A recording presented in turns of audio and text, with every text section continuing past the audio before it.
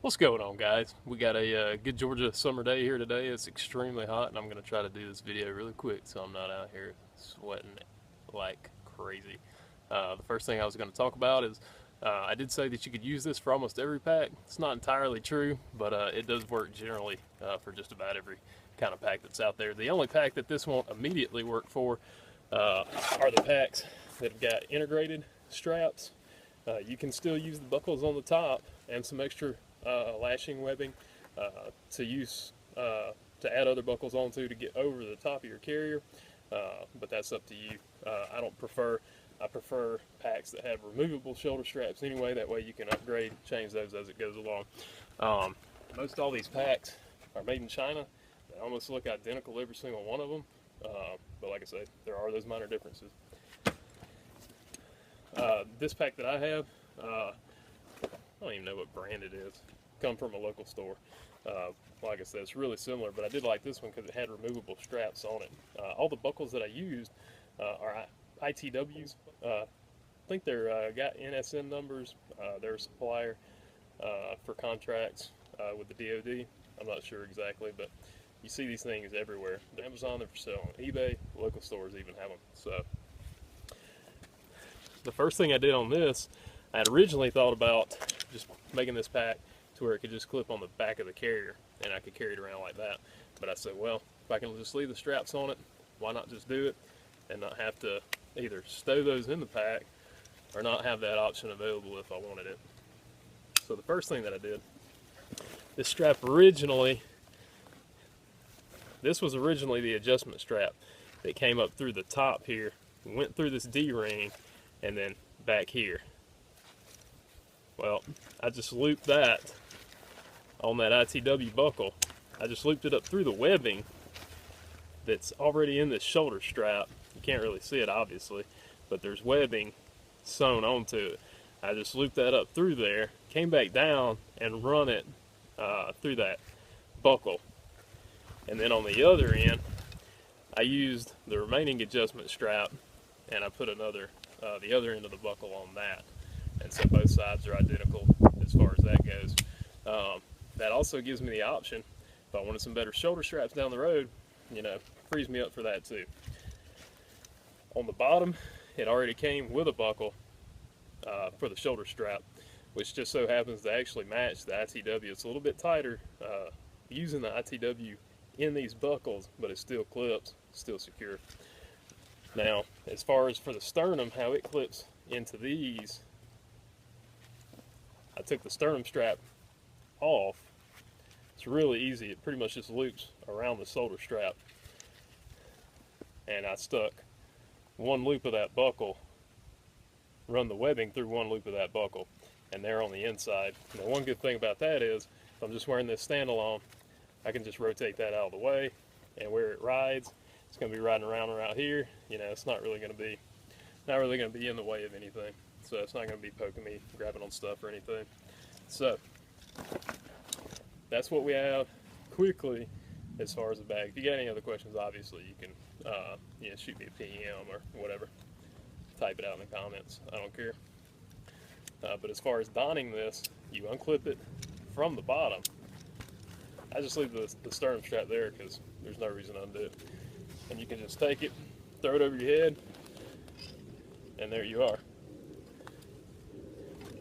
All this is webbing. It was pre-made, sewn really good, but you can figure out your own retention. You can use one of those D-ring loops that's got the tab that's wider than the web section to kind of lock it in there. But I run it up under the webbing on the cummerbund and then came back from the inside out and run down, and I run it through that buckle on each way. So it's really tight, really secure. I mean, you could use the other end of this buckle to connect it to your pistol belt or whatever else you're using as far as that goes. But that pretty much comprises the clips for the shoulder straps. So we've got those. And different carrier models are going to vary, different packs are going to vary, but you'll just have to put it on and see where it sits with your carrier on as far as where you're going to put all this stuff, as far as how you need to adjust it. I do highly recommend both sets of buckles. These buckles do really good to keep the weight pulled forward and not kind of pulling too much, not pulling too high. So these buckles down here on these straps, they do a good job at keeping it pulled down. These on the side, however, these are more for when I throw it over as a stop. They're not so much really doing anything else other than, you know, they really do kind of keep it from sliding around like this other pack does when it's worn just with a carrier. It's digging up in here and the shoulder straps are pulling off of it just because of the way it's designed. But the good thing with these buckles on the sternum, this is where it's going to pivot when it comes over. And so basically just take that, pull it over, and it's just going to hang right there. And so now, with it set up like that, it's just hanging, and I can get to anything that I want to out of here. I mean, it's great, actually. I think I like it. We're going to run this really good. I've already checked. It's really secure as far as the way it's mounted and all. I mean, bouncing around, it's not coming off. Running around, it's not bouncing off. Haven't really rolled around or anything like that, and it's a little hot this time of year. Not that I'm complaining about that, but the other good thing is, if you leave the belt here on the bottom, I mean, the way it sits, it's not interfering with anything, and that'll keep it from bouncing around that way. And so, and something else I didn't originally think about is you can still just wear this. If for some reason you had a problem with the strap here, or you had a problem with the strap on one side, worst comes to worst, you can still, even the way it sits, you can still take the original buckle and clip it up into there, and you're still wearing it like a regular pack. Come back, do your sternum strap. So you still be hooked on one side. You know, you may do it both ways anyway.